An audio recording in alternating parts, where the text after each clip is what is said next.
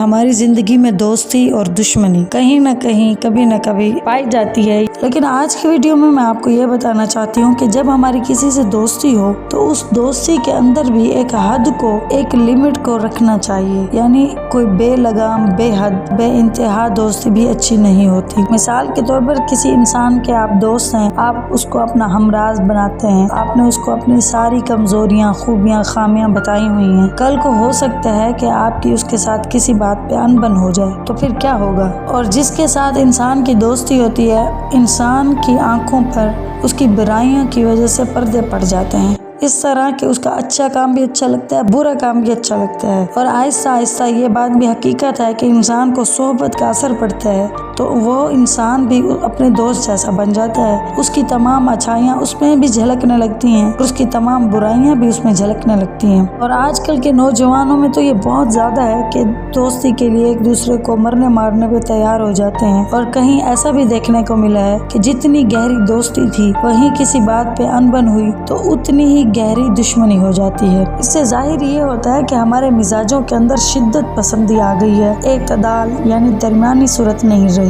اب جیسے ہمارے ملک کے حالات دیکھ لیں، کچھ لوگ ایک پولیٹیکل پارٹی کے ساتھ ہیں تو کچھ دوسرے کے ساتھ، تو اتنے انتہا تک پہنچ جاتے ہیں کہ ایک دوسرے کے ساتھ لڑائی شروع ہو جاتی ہے، حالانکہ جس کے لیے آپ لڑ رہے ہیں اس کی برائیاں اور اچھائیاں آپ کو نہیں پتا، اللہ تعالیٰ کی نظر میں وہ کیسا ہے، دوسرے انسانوں کے لیے وہ کیسا ہے۔ ضروری تو نہیں کہ اگر آپ اسے اچھا سمجھتے ہیں تو وہ پوری قوم کے لیے اچھا ہو۔ ہمارے معاشرے میں محبت اور دشمنی کی جو شدت پسندی ہے، اس کا ریشو میں سمجھتی ہوں بہت زیادہ ہے۔ کسی بھی رشتے میں ہو، کوئی شوہر بیوی سے محبت کرتا ہے تو کہیں نہ کہیں ماں سے ناانصافی ہو جاتی ہے، ماں سے اگر بہت محبت ہے تو بیوی کے ساتھ اعتدال نہیں رکھ پاتا، کاروبار اکٹھے دوست کر رہے ہیں تو سارے معاہدے لکھے نہیں جا رہے، ایک دوسرے پہ اندھا اعتماد کیا جا رہا ہے، درمیانی صورتحال کہیں بھی نہیں ہے۔ حالانکہ ہمارا اسلام ہمیں یہ سکھاتا ہے کہ جس سے بھی محبت کرو اللہ کے لیے کرو، جس سے بھی دشمنی کرو اللہ کے لیے کرو۔ اگر کوئی شخص کسی انسان سے صرف اللہ کے لیے محبت کرے گا تو حدیث میں آتا ہے کہ اسے ایمان کی حلاوت یعنی اسے ایمان کا مزہ آئے گا۔ اسی طرح پھر یہ دوستیاں جب کبھی بھی ایک دوسرے کے ساتھ اختلاف ہوتا ہے تو اتنی ہی شدت سے دشمنیوں میں بدل جاتی ہیں، اور جب انسان دشمنی میں آتا ہے تو پھر وہ دوسرے انسان کی تمام اچھائیاں دیکھنا بند کر دیتا ہے۔ جس طرح محبت میں تمام برائیوں پہ نظر نہیں جاتی، اسی طرح پھر نفرت میں کسی اچھائی پہ بھی نظر نہیں جاتی، جبکہ باظرف اور خاندانی انسان وہ ہوتا ہے جو دوستی بھی کرے تو یہ ایڈمٹ کرے کہ ہاں یہ کمیاں ہیں ہم میں، لیکن کوئی نہیں، یہ میرا دوست ہے، اور دشمنی بھی کرے تو اپنے دشمن کی اچھائیوں کو اچھائی کہے اور برائی کو برائی کہے۔ اس کے بارے میں ایک حدیث ہے، آپ صلی اللہ علیہ وسلم نے فرمایا، اپنے دوستوں سے دھیرے دھیرے محبت کرو، یعنی اعتدال کرو، کیونکہ ہو سکتا ہے کہ تمہارا وہ دوست کسی دن تمہارا دشمن بن جائے اور مبغوض بن جائے، یعنی بغض رکھنے والا بن جائے، اور جس شخص سے تمہیں دشمنی اور بغض ہے اس کے ساتھ بغض اور دشمنی بھی دھیرے دھیرے کرو،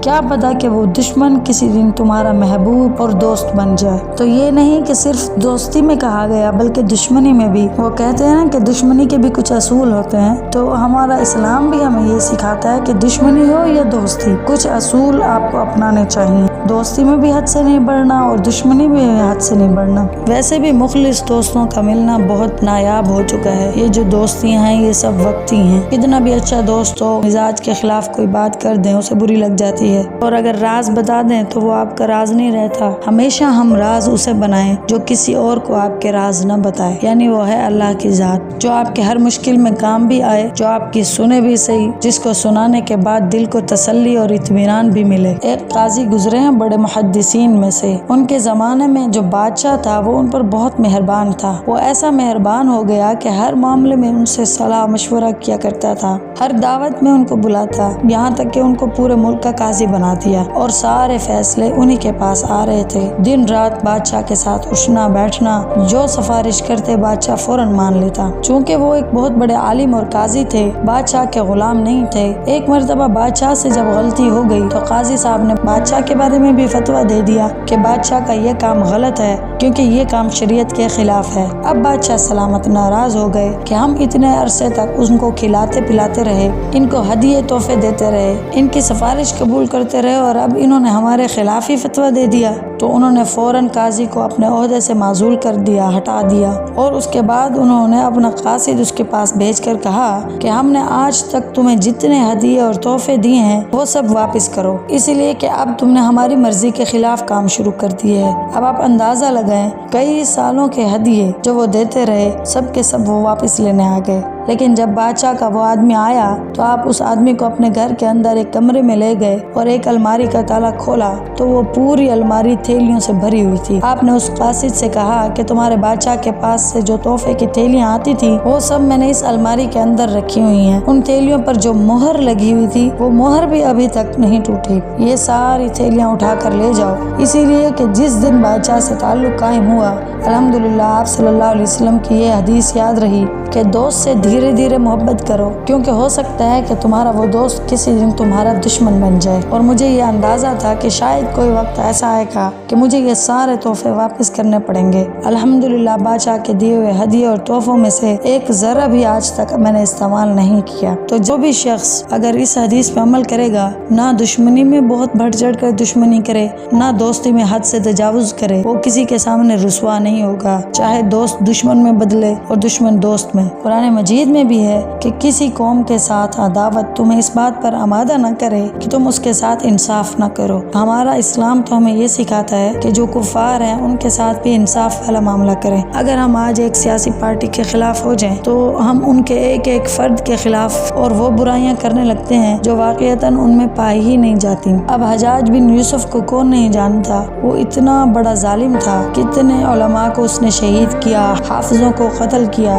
یہاں تک کہ کعبہ شریف پر بھی حملہ کیا۔ ایک شخص حضرت عبداللہ بن عمر رضی اللہ عنہما کے سامنے حجاج بن یوسف کی برائی کرنے لگا اور اس برائی کے اندر غیبت کی تو انہوں نے ٹوکا اور کہا کہ یہ مت سمجھنا کہ اگر حجاج بن یوسف ظالم ہے تو اب اس کی غیبت حلال ہوگی یا اس پر بہتان باندھنا حلال ہوگا۔ یاد رکھو کہ جب اللہ تعالیٰ قیامت کے دن حجاج بن یوسف سے اس کے ناحق قتل اور ظلم اور خون کا بدلہ لیں گے تو تم اس کی جو غیبت کر رہے ہو اس پر بہتان باندھ رہے ہو تو اس کا بدلہ بھی اللہ تعالیٰ تم سے لیں گے۔ اب یہ نہیں کہ کوئی شخص بدنام ہو گیا تو اس کے بدنامی کے نتیجے میں اس پر جو چاہو الزام لگاتے رہو جیسے ہم کرتے ہیں۔ تو کبھی بھی دشمنی میں بھی ایسے الفاظ کسی کے لیے نہ استعمال کریں جو واقعتاً حقیقت میں نہ ہو اور آپ کو اللہ کے سامنے شرمندہ ہونا پڑے۔ ویسے بھی حقیقی دشمنی یہ ہے کہ اگر واقعی اور ویسے بھی اگر کسی نے آپ کے ساتھ ظلم کیا تو اس کا بہترین بدلہ یہ ہے کہ آپ اس کا ذکر ہی چھوڑ دیں۔ یہ نہ ہو کہ کوئی الفاظ آپ کے اس کے خلاف ایسے نکلیں جو اس میں موجود نہ ہو اور قیامت والے دن وہ ظالم ہونے کے باوجود ہماری نیکیاں ہم سے لے لے۔